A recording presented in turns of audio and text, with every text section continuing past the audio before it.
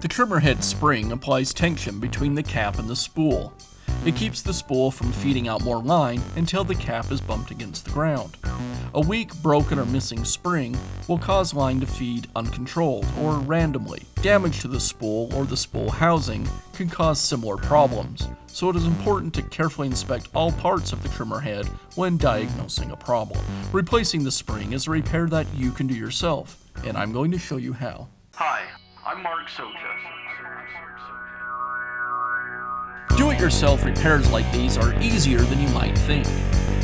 From lawn machines to cordless drills, kitchen mixers, Outdoor grills. our how-to videos walk you through each repair from start to finish. So doing it yourself means never having to do it alone. Let's get started. I'll begin by removing the trimmer attachment.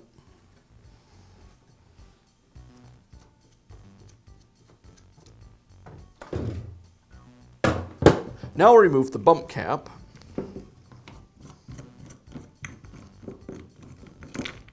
And the spool. Now I'll remove the old spring from the spool and install the new one.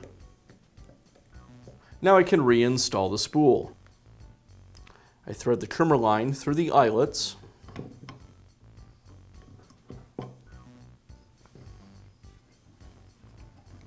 Place it onto the shaft.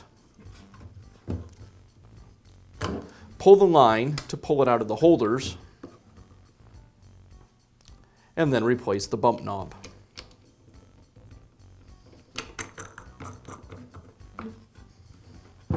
And that's all it takes to install a new spring in your trimmer head. Be sure to check back often for new videos and expert advice. If you found this video helpful, give us a thumbs up And leave a comment.